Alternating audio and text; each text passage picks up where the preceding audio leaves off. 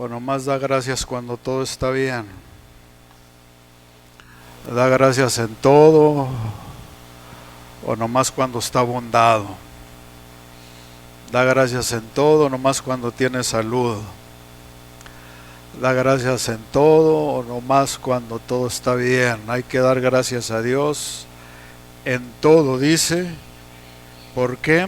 Porque esa es la voluntad de Dios para con nosotros. Es la voluntad del Señor en nuestra vida.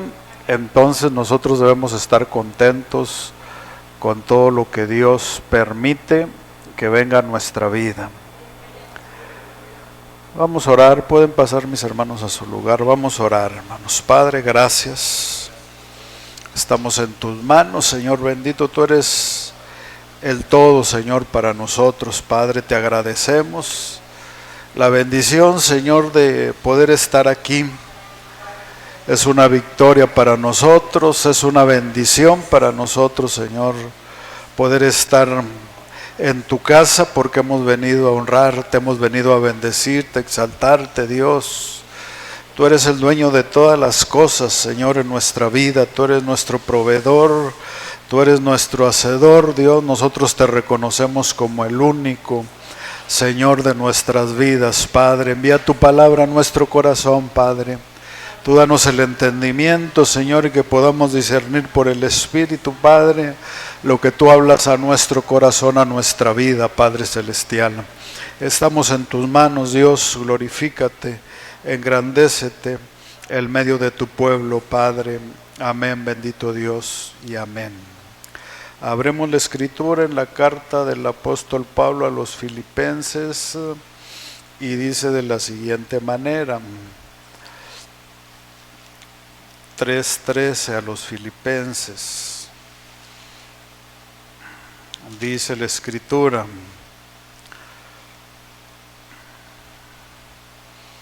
hermanos, yo mismo no pretendo haberlo ya alcanzado,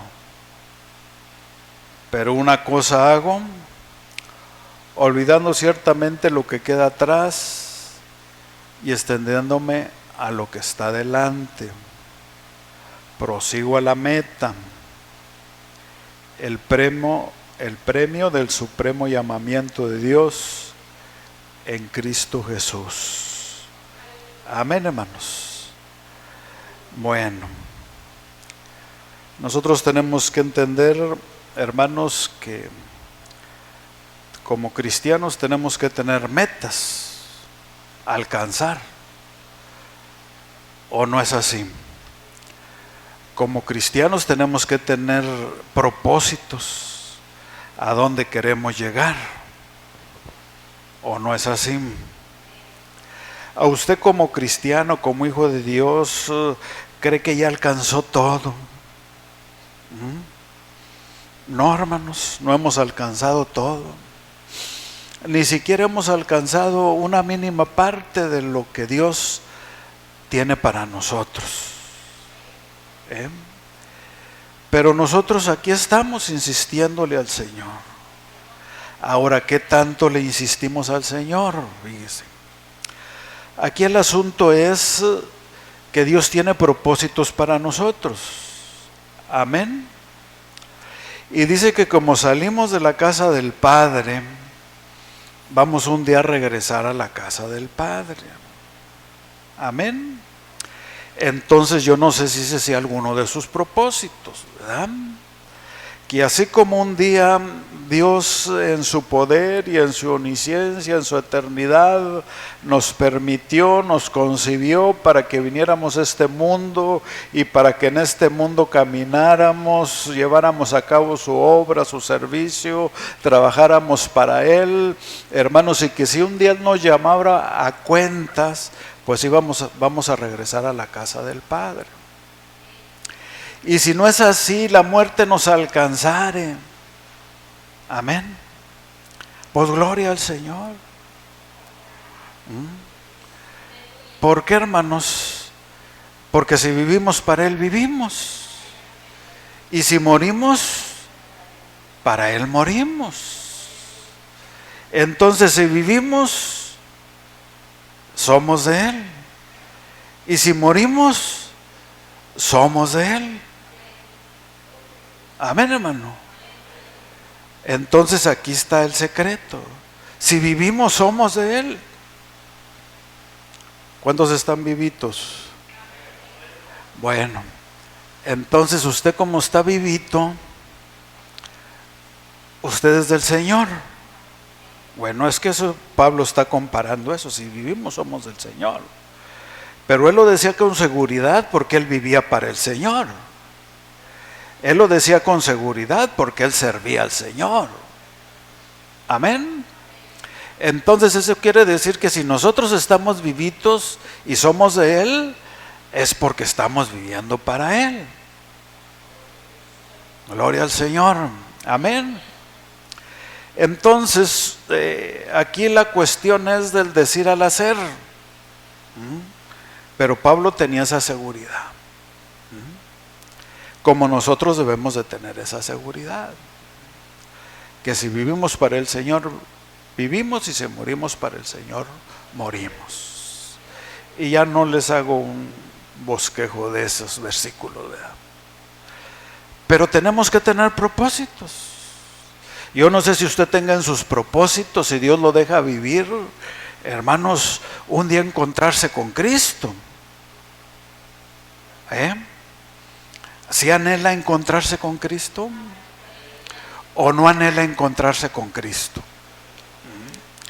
Porque fíjese que el propósito de Pablo, yo sigo a la meta. ¿Y cuál iba a ser el premio? El llamamiento de Dios en Cristo Jesús. Nosotros como meta tenemos que tener el propósito de un día encontrarnos con el Señor, un día encontrarnos con Cristo. Entonces, esa debe ser nuestra meta. Fíjese, hemos caminado no sé cuántos años en el Evangelio, 10, 15, 20 años, 1 año, 2 años, no sé cuánto tenga usted en el Evangelio. No sé qué tanto ha servido a Dios, ni qué tanto ha buscado a Dios, ni qué tanto ha sufrido por causa del Señor. Usted ha sufrido mucho por el Señor. Usted ha padecido por causa de Cristo. Pues tal vez no tanto, ¿verdad? Mire que el que está escribiendo eso era alguien que se había padecido y se había sufrido por causa del Señor. Amén, hermanos. Entonces nosotros padecer, que podemos sufrir, que pues ¿qué podemos decir? Entonces dice, eso yo ya lo dejé atrás. Si sufrí, si padecí,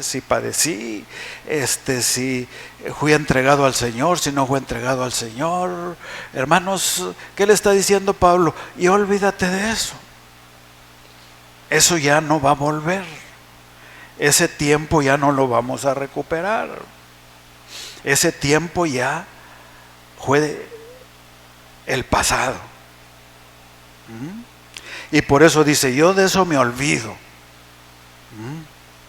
Si es que hubo algún padecimiento, si es que hubo algún sufrimiento, yo me olvido de eso. Sí, hermanos. Entonces, ¿qué le está diciendo? Yo miro hacia adelante. Amén. Yo me extiendo adelante. ¿Qué propósitos tengo en mi vida cristiana? ¿Encontrarme con el Señor o no encontrarme con el Señor? Amén, hermanos. Porque es que nosotros mismos podemos decidir cuál es mi meta en mi vida espiritual, en mi vida cristiana. Lo terrenal, eso es independiente de la vida en el Señor. Entonces nosotros vemos que cuál es ese propósito que tenemos en el Señor. Nosotros vemos que el apóstol Pablo escribía y dice que él fue el perito arquitecto. O sea que él tuvo el privilegio de traer la doctrina hacia la iglesia. Él fue el arquitecto que diseñó, o más bien que Dios a través de él diseñó el modelo de la iglesia que le agrada al Señor. Sí, hermanos. Aquí no intervino el hombre, pero él dice, yo como perito arquitecto puse el fundamento. Pero ¿cuál fundamento? El fundamento que Dios le había dado. Por eso le digo, la idea es nosotros meternos en el propósito de Dios, no que Dios se mete en nuestro propósito. Amén. Entonces, ¿usted cree que el Señor quiere que un día nos encontremos con Él? Pues claro que Él quiere que nos encontremos con Él. Ahora, yo no sé si en usted esté ese deseo o no esté ese deseo de encontrarse con el Señor. Pero fíjese lo que pasa dentro de la iglesia. Usted sabe que todos los profetas del antiguo pacto hablaban de que Cristo iba a sufrir, de que iba a venir, hermanos, el Mesías a buscar, a salvar lo que se había perdido, a traer libertad a los cautivos, y allí los profetas le hablaban de toda la obra de Cristo. ¿Usted cree que los discípulos que andaban con él no sabían? Sí sabían, puesto que dice que él cuando entró a la sinagoga y empezó a leer, hermanos, lo del profeta Isaías que decía, porque el Espíritu del Señor está sobre mí, que me envió a libertar, a poner en libertad a los cautivos, y empieza a leer el libro de Isaías, y hermanos, los apóstoles estaban ahí, de todo lo que hablaba de él. Pero usted cree que ellos creían, de que sabían, pero ellos creían. Ahora fíjese, cuando el Señor, hermanos, les empieza a hablar de que Él es el pan que descendió del cielo. ¿En qué carta está eso? A ver, Evangelio de Juan 6:66, fíjese. Jesús les empezó a decir que al oír muchos de sus discípulos dijeron, dura es esta palabra, ¿quién la puede oír? Porque ¿qué les estaba diciendo? Que Él era el pan que descendió del cielo. Y no como sus padres que comieron el maná en el desierto y murieron. El que come de este pan vivirá eternamente. Estas cosas las dijo en la sinagoga. Y entonces, ¿qué dijeron los discípulos? Dura es esta palabra, ¿quién la puede oír? Estoy hablando en el 6:60. Sabiendo Jesús mismo que sus discípulos murmuraban, de esto les dijo, ¿esto les ofende? Pues que si vieres al Hijo del Hombre subir a donde estaba primero. El Espíritu es el que da vida, la carne para nada aprovecha. La palabra que yo les hablo son espíritu y son vida. Pero hay algunos de vosotros que ¿qué? Entonces fíjese todo lo que sabían, pero resultaba que algunos no creían. Y entonces, porque Jesús sabía desde el principio quiénes eran los que creían y quién le había de entregar. Y dijo, porque os he dicho que ninguno puede venir a mí si no le fuere dado del Padre. Desde entonces, ¿qué? Muchos de sus discípulos volvieron atrás y ya no andaban con él. Entonces, oían, conocían todo lo que los profetas decían. Conocían lo que Jesús les decía. Pero no creían. Fíjese, cuando meditábamos del pasaje que dice que le trajeron, más bien, no, cuando habla en Marcos 16 creo, que habla de que cuando Jesús resucitó, dice que se les apareció y les reprochó su incredulidad, su dureza de corazón. Fíjese, su incredulidad, su dureza de corazón. ¿Por qué?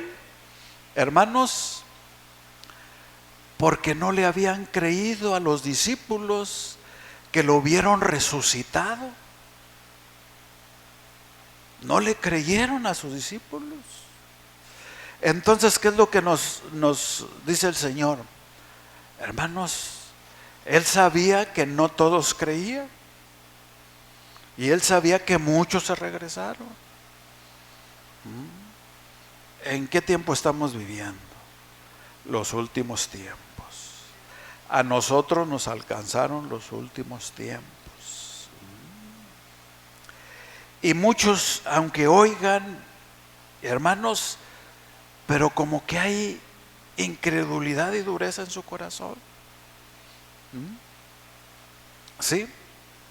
¿Por qué? Porque si creyéramos lo que Jesús nos dice, entenderíamos que el plan del Señor es que un día nos encontremos con Él. Él no quiere la muerte del impío, del pecador, del que conoce como del que no conoce. Pero, ¿qué es lo que pasa? Que el Señor quiere que nosotros tengamos confianza en su palabra, confianza en Él. ¿De qué se predicaba el jueves? No saben los que no vinieron, ¿verdad? De la fe, de creer lo que Jesús dice. Amén, hermanos. Y entonces nosotros vemos que muchos no creían.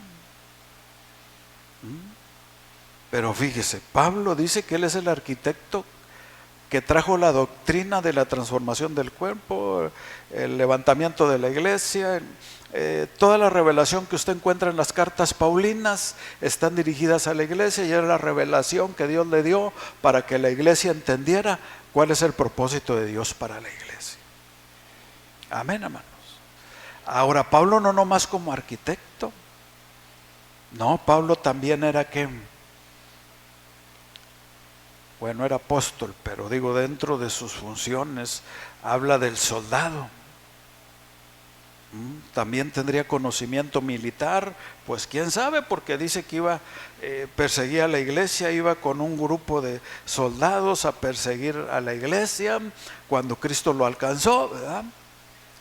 Pero él dice, porque no tenemos lucha contra carne ni sangre. O sea que nuestra lucha, nuestro conflicto no es contra carne ni sangre. Es contra principados, contra potestades, contra huestes de maldad, hermanos, en los lugares celestes.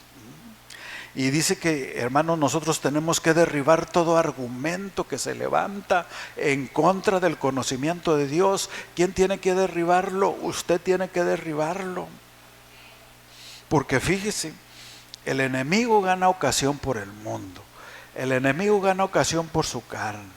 El enemigo, hermanos, trata de apartarlo del Señor. Entonces ahí está el conflicto, un conflicto que tenemos continuamente, diariamente, donde nosotros enfrentamos las huestes de maldad. Entonces, si Pablo nos está diciendo que el Señor quiere que nos encontremos con Él en los aires, tenemos que esforzarnos aquí por encontrarnos con el Señor en los aires. Esa es la meta y el propósito del Señor. Ahora nosotros tenemos que meternos en las metas y los propósitos del Señor, no en los nuestros. ¿Sí entienden? Porque a lo mejor los míos es estar bien, estar cómodo, estar suplido, estar, hermanos, económicamente, materialmente espléndidos. Pero los planes del Señor, ¿dónde quedan? Y los planes del Señor es que nosotros un día nos encontremos con el Señor. Entonces, usted quiere entrar a ese propósito, hermanos. Miremos el ejemplo ¿De quién? De Israel, hermanos. Dios los sacó y su promesa era: los voy a llevar a Canaán. Amén, hermanos. Es un pasaje muy conocido, muy comentado, muy escuchado, muy... Pero ¿qué pasó? Se quedaron estancados, hermanos. 40 años estancados. No salían de allí, dando vueltas en el desierto. ¿No será el prototipo de muchos cristianos? Dando ahí vueltas. Por eso digo, pensamos que ya hemos alcanzado todo lo que Dios tiene para nosotros. Pues no, hermanos. No hemos alcanzado ni la mínima parte. Ahora, ¿qué hacía que ellos estuvieran estancados? Su rebeldía. ¿Qué es lo que hace que uno se estanque? Negarse uno a obedecer lo que el Señor pide de nosotros. No precisamente pensamos en rebeldía como, que está hablando en contra del pastor, que está hablando en contra del... Hermanos, simplemente esto tan sencillo es negarnos a obedecer lo que el Señor nos pide, ya es un acto de rebeldía hacia el Señor. Entonces, pero nosotros ¿cómo nos encontramos? Eso ocasionó, hermanos, que estuvieran estancados y que no llegaran a Canaán. Y fíjese cómo es que en ocasiones hay perjuicios. Porque recuerde que ahí todos los viejos que salieron esclavos de Egipto, hermanos, no entraron a Canaán. ¿Quiénes entraron? La generación que venía atrás de ellos fueron los que entraron a Canaán. Y entonces, ¿qué es lo que pasa? Que eso ocasionó, hermanos, que se estancaran. El negarnos a obedecer lo que Dios demanda de nosotros hace que nosotros nos estanquemos. Y no podemos dar un paso adelante. Nos negamos a obedecer lo que el Señor pide de nosotros, no podemos crecer, no podemos avanzar, no podemos madurar porque nos negamos a obedecer lo que el Señor pide de nosotros. Amén, hermanos.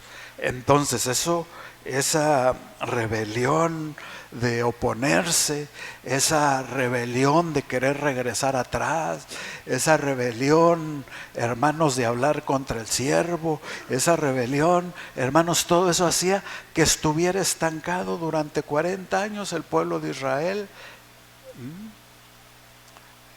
Y entonces, ¿qué es lo que vemos nosotros también en la palabra? Si nos vamos al libro de Josué, capítulo 13, fíjese, Josué fue el que tuvo ese privilegio, pero fíjese lo que dice aquí en Josué capítulo 13. ¿Qué dice?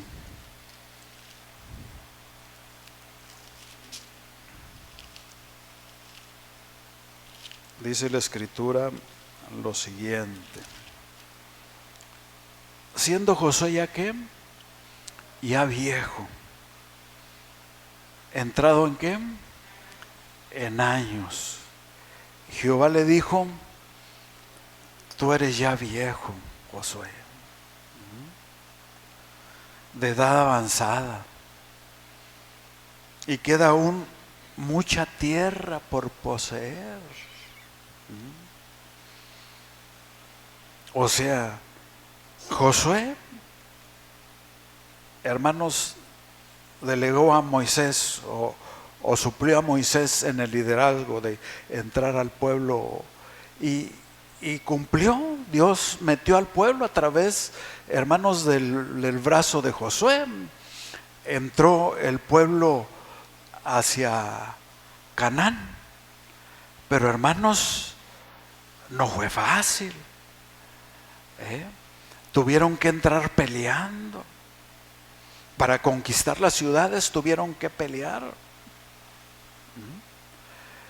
Hermanos, hubo guerra contra los enemigos de Dios. Los filisteos, los amonitas, ¿sabe qué tanto grupo de tribus y de hermanos había acampadas en Canaán?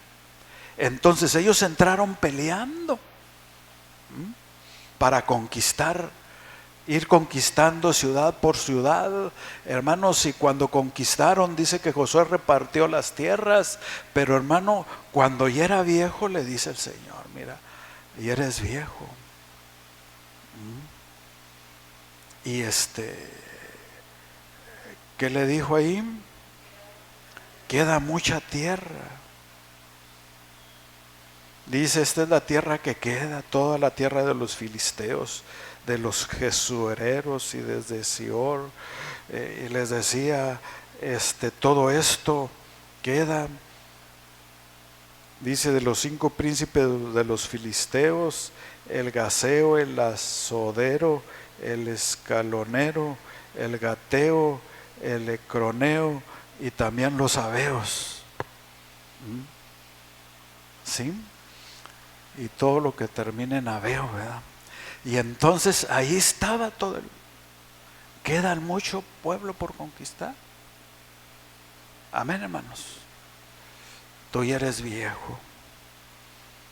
Pero a veces vemos que los que vienen atrás, pues no le echaban tantas ganas, como es en la actualidad. Claro que no nos sentimos tan viejos, ¿verdad? Pero ya pues ya estamos entrando en años, ¿verdad? Y entonces eso le dice, pero fíjese, tenemos que, por eso el apóstol dice que tenemos que renovar nuestra mente por medio del Espíritu. Porque a veces usted sabe que todo, hermanos, hay muchos perjuicios que nosotros arrastramos, hermanos, en nuestra formación, y eso no nos deja que avancemos. Por eso habla de renovar la mente, por eso entró otra generación, porque esa generación traía perjuicios, venían afectados de Egipto, y a veces venimos afectados del mundo, a veces, hermanos, venimos afectados por el legalismo, por la religiosidad, venimos afectados, y eso tenemos que eliminarlo, porque eso no nos deja avanzar. Por eso no entraron los viejos, tuvo que entrar una nueva generación. Y si nosotros no dejamos que Dios nos transforme, que Dios nos cambie, que Dios nos libere, que Dios nos liberte, pues ¿cómo queremos, hermanos, empujar a las nuevas generaciones a que, hermanos, tomen fuerzas en el Señor y conquisten y peleen? Porque ¿qué tiene que ser la iglesia? ¿Una iglesia de qué? De guerreros. ¿Sí? Porque vemos que decíamos que la iglesia del Señor tiene que estar equipada. Dice que tome ¿qué? La espada del Espíritu, que es la palabra del Señor. Amén. El escudo de la fe, el yelmo de la salvación, cálcese los pies con el apresto del Evangelio. Hermanos, el cristiano tiene que estar equipado para ser un guerrero en el Señor. Por eso Pablo decía, no tenemos lucha contra carne ni sangre, porque tenemos que pelear, que luchar contra la maldad, contra huestes, hermanos, que acechan la vida de la iglesia, y esto no dejan que se avance. Entonces, hay que cambiar criterios, hay que cambiar hábitos, hay que cambiar ideales que traemos, que venimos arrastrando, que no nos dejan. Tenemos que renovar nuestra mente por medio del Espíritu Santo para poder crecer, poder avanzar y poder seguir caminando hacia adelante, y que un día alcancemos el propósito de Dios, que es encontrarnos con Cristo. Alaba al Señor. Bueno, entonces todo esto lo entendemos. Qué bueno, gracias al Señor. Ahora, si nosotros nos vamos a primer libro de Samuel, capítulo 30. Aquí en Josué adelantito. Dice lo siguiente, fíjese. Cuando David y sus hombres vinieron de Siclag,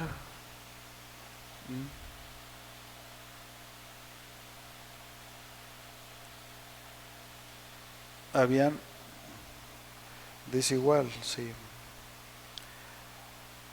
Los de Amalec habían invadido el Negev y a Sical, y habían asolado a Sical y la habían, ¿qué? Prendido fuego. Y se habían llevado cautivas a las mujeres y a todos los que estaban ahí, desde el menor hasta el mayor.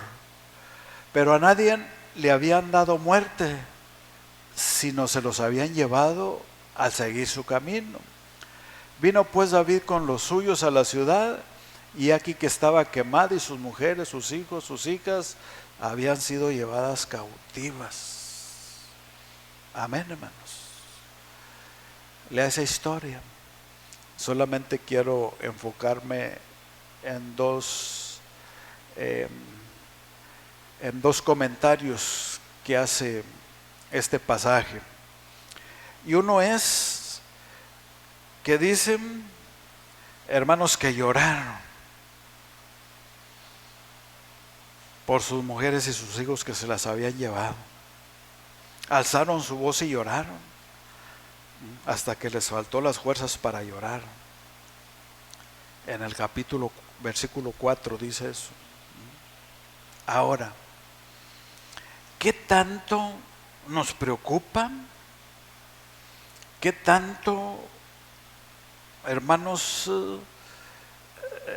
nos interesa que nuestra familia sea alcanzada por el Señor? ¿O no nos interesa? Que mi hijo pues no quiere que se pierda. Que mi hermano que no quiere pues que se pierda. ¿Qué tanto nos interesa? Fíjese, ahí habla que se los habían llevado cautivos. Y esa es la condición en que está nuestra familia que no conoce al Señor. Están cautivos. El enemigo los tiene cautivos. Pero a David y a todo su ejército que llegaron y encontraron esa condición, les preocupó tanto que lloraron. Lloraron hasta que no les quedó fuerza más para llorar. ¿Sí entendió? ¿Qué tanto hemos llorado nosotros por nuestra familia? ¿Qué tanto nos preocupa nuestra familia? Hemos llorado, le hemos rogado, le hemos suplicado. ¿Qué es lo que hemos hecho para que Dios alcance a nuestra familia? Ellos se preocuparon tanto, no hallaron esposas, no hallaron hijos, se los llevaron cautivos. Sí, hermanos. Pero entonces nosotros vemos qué fue lo que hizo David. Dice, y David se angustió mucho porque el pueblo hablaba de apedrearlo, fíjese. Todo el pueblo estaba en amargura de alma, cada uno por su hijo, por su hija. Mas David, ¿qué hizo David? Se fortaleció en Jehová. Amén, hermanos. Mire, aunque todas las cosas parece que vayan al revés, los que esperan en Jehová tendrán nuevas fuerzas. Amén, hermanos. Entonces los que esperan en el Señor tendrán nuevas fuerzas. Él se fortaleció en Jehová. Amén. Él se fortaleció en el Señor. Amén. Pero ¿cómo se fortalecería? Nomás, Señor, dame fuerzas.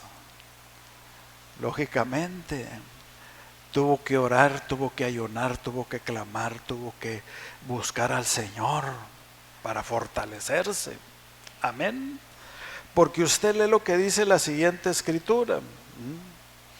Dice que él, hermanos, en el 7 dice que le pidió al sacerdote que le acercara el efod, y Abiatar el sacerdote le acercó el efod a David. ¿Y qué hizo David? Consultó al Señor. Amén, hermanos. ¿Qué tenemos que hacer nosotros? Consultar al Señor. Amén, hermanos. Y David consultó a Jehová diciendo: perseguiré a estos merodeadores, los podré alcanzar. ¿Y qué le dijo el Señor? Síguelos, porque ciertamente los alcanzarás, y de cierto librarás a los cautivos. Amén, hermanos. Síguelos. ¿Pero qué hizo?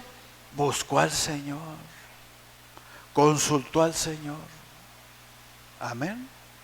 Eso es buscar la guianza del Espíritu Santo.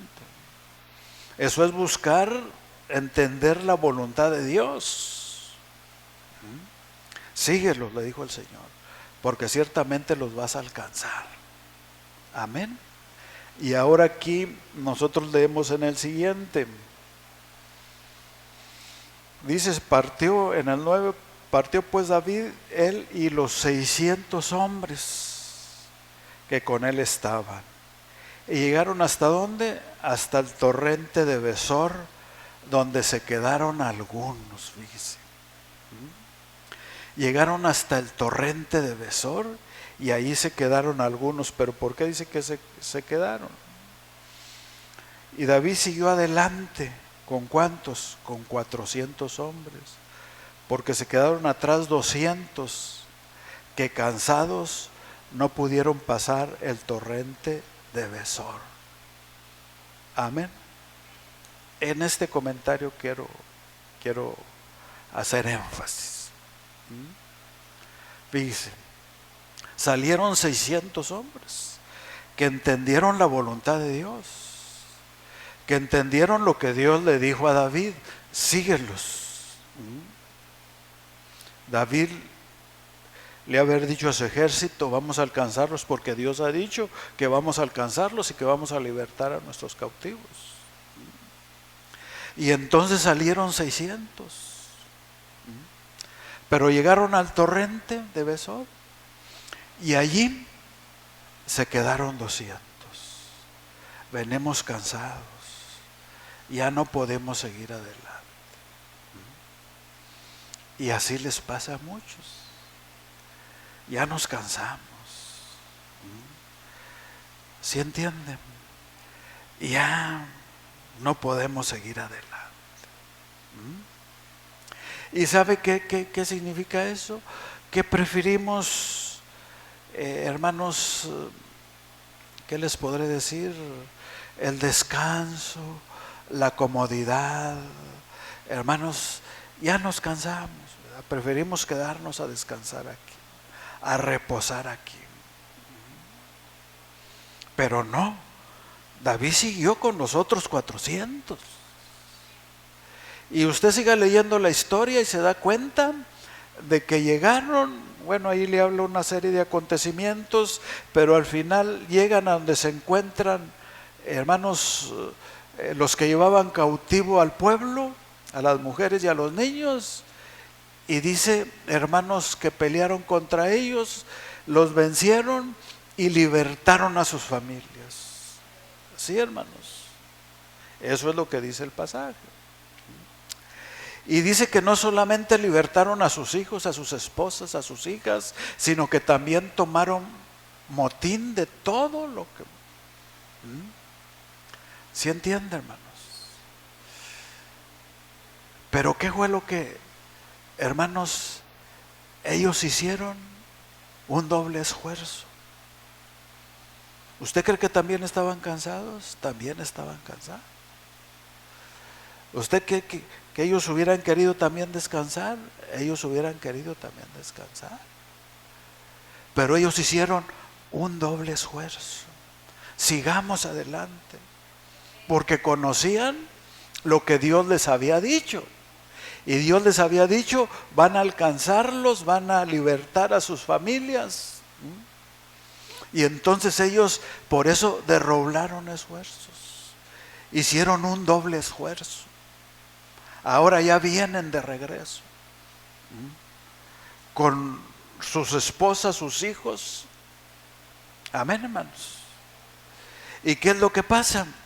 Hicieron un doble esfuerzo y traían el premio y la recompensa, el motín de todo lo que... Y llegaron con los 200 y ya los hallaron muy descansados. ¿Y qué dijeron? No, pues ya les traemos aquí a sus esposas y a sus hijos. Y traemos el motín de todo lo que les quitamos. ¿Y qué decían ellos? Darnos a nosotros también del motín. Así pasa a muchos cristianos. Quieren las dulces, pero no quieren las amargas. Quieren la bendición, pero no quieren sufrir. Y entonces sí, hermanos, no danos, y algunos, no, pero ¿por qué? Si ustedes no subieron con nosotros. Y David dijo, no, repartan igual el motín a todos. Sí, hermanos, porque Dios es justo. No lo merecían, pero Dios también les dio bendición. Les dio provisión. Pero doblaron el esfuerzo para poder lograr el objetivo de libertar. Amén, hermanos. ¿Qué tiene que hacer la iglesia? Doblar esfuerzos, hermano. No, pues es que no inténtalo de perdido, ni siquiera lo has intentado. Esfuérzate, ni siquiera te has esforzado. ¿Qué pasó, hermanos, con Jacob? Luchó, pero no hasta la medianoche, no hasta la madrugada, no, luchó hasta el amanecer, hasta que no me bendiga, Señor.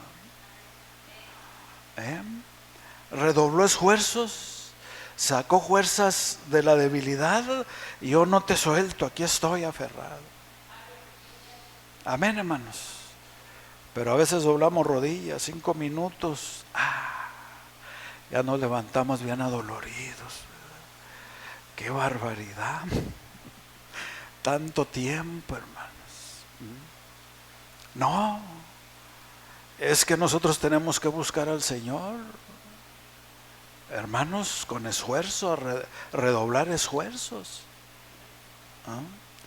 Fíjese, Israel, en lugar de entrar, se quedó en el desierto. Así le va a pasar a muchos cristianos. En lugar de encontrarse con el Señor, se van a quedar en el desierto. Ahora fíjese, aquí nuestro transitar por el desierto, todos sabemos que somos ¿qué?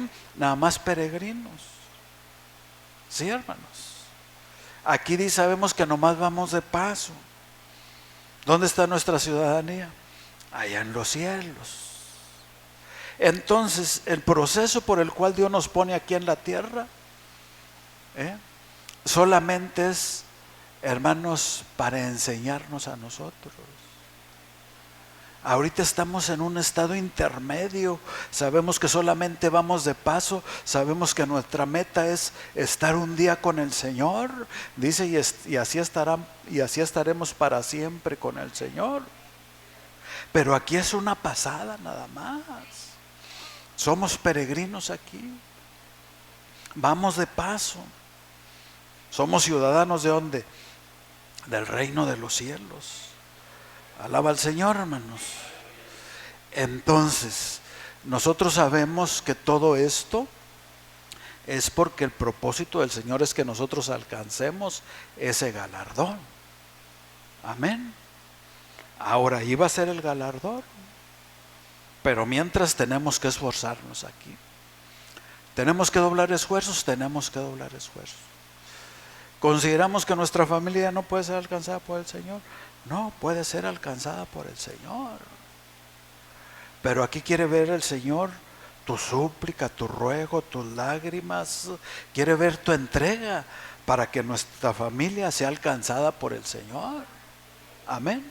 No solamente nuestra familia, sino aún el vecino, el inconverso, el que no tiene al Señor. Pero tienes que, ¿le crees al Señor o no le crees al Señor? Que Él vino a buscar y salvar lo que se había perdido.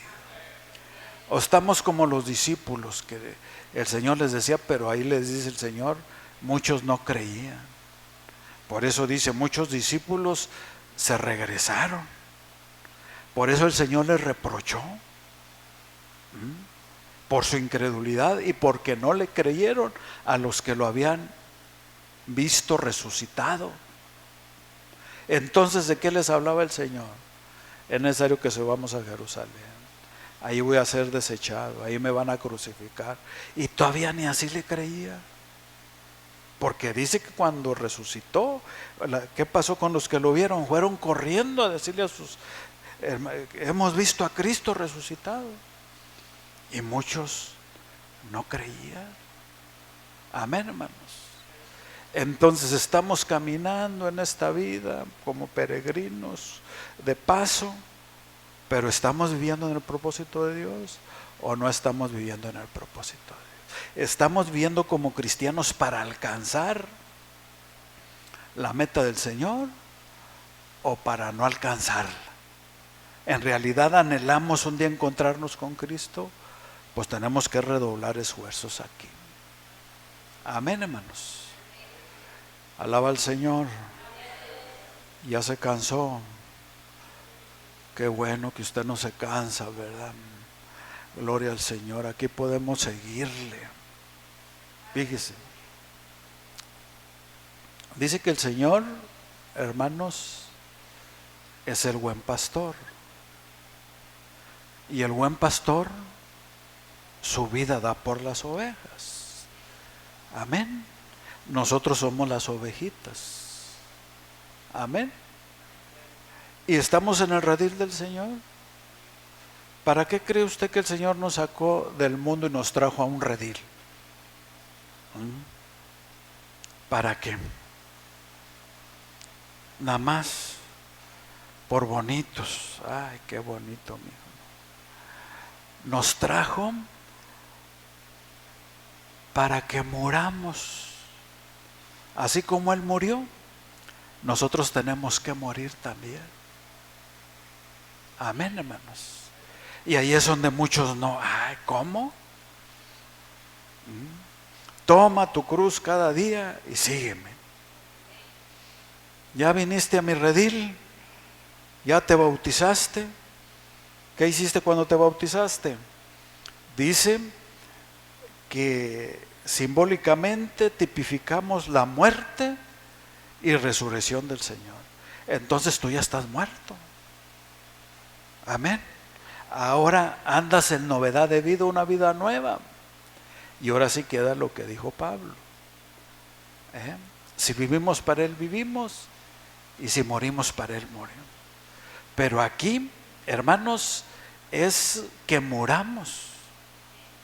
Como cuerpo místico de Cristo, como Cristo murió, el cuerpo místico tiene que morir también. Y nosotros tenemos que morir también. Morir al pecado, morir a la carne, morir al mundo, morir, hermanos, a la vanidad, morir a todo. Pero tenemos que morir para que Cristo pueda ser glorificado en nosotros. Cristo resucitó con un cuerpo glorificado. Bueno, nosotros estamos testificando su muerte y resurrección y ahora Él quiere que esa gloria de Él se vea en nosotros. Alaba al Señor. Esa gloria se debe ver en nosotros.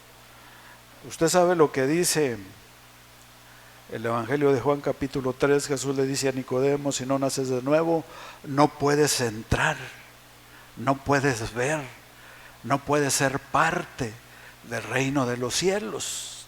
Amén. Pero tienes que nacer de nuevo. Ahora mire lo que le dice Eclesiastés 3. Dice: 3:1. Todo tiene su tiempo. Todo tiene su hora. ¿Qué dice el versículo 2? Tiempo de nacer. Amén. ¿Cuántos hemos nacido en Cristo? Muy poquitos. Todos hemos nacido en Cristo. Amén. El que no nace del agua y del Espíritu no puede ver el reino. Todos hemos nacido del Espíritu. Pero dice que así como tiene su tiempo de nacer, ¿ahora qué? Es tiempo de morir. Amén, hermanos. Así como nuestro tiempo de nacer fue cuando Cristo entró en nuestro corazón, ahora que Cristo está en nuestro corazón, es tiempo de morir. Amén, hermanos. Entonces, por eso dice, el que pone su mano en el arado y mira hacia atrás, no es digno de mí. No hay que mirar para adelante hasta alcanzar el premio. Entonces, ¿qué le dice más adelante? Tiempo de plantar y tiempo de arrancar lo plantado. Tiempo de matar, tiempo de llorar, tiempo de reír, tiempo de... bueno, diferencian las versiones. Pero eso es lo que le dice Eclesiastés. Así como tuvo su tiempo cuando usted nació en Cristo, así debe tener también usted el tiempo de morir. Y ahora que Cristo está en nuestro corazón, Él dice que tenemos que morir para que Él pueda vivir en nosotros. Y Pablo tenía esa experiencia de que Cristo vivía en su corazón. Por eso él decía, si vivo soy de Cristo y si muero soy de Cristo. Amén, hermanos. Entonces, ¿qué decía? La resurrección y la vida, el que cree en mí, aunque esté muerto, vivirá. Pero ahora tenemos que estar en Cristo. ¿Queremos alcanzar la meta del Señor? Tenemos que redoblar esfuerzos aquí. No hay otra manera. Dice que Él da fuerzas al cansado, al que no tiene. Ese canto, no sé si bien cantado o mal cantado, pero dice que está cansado del camino, sediento de mí. Dice que sin fuerzas ha quedado. ¿Y ahora qué? Pues sigo al Señor. Amén, hermanos. A veces no hay motivación, a veces no hay aliciente, a veces no hay un motivo para esforzarnos. Dios es el que nos da el aliento de esforzarnos y seguir caminando en su obra. Y seguir orando y seguir clamando. Señor, es tu obra. Son tus propósitos, no los nuestros. Es tu gloria, no la nuestra. Es tu grandeza, no la nuestra. Todo es, Señor, para que tú te glorifiques y te engrandezcas en lo que hacemos para gloria de tu nombre. Amén, hermanos. Póngase de pie y vamos a darle gracias al Señor.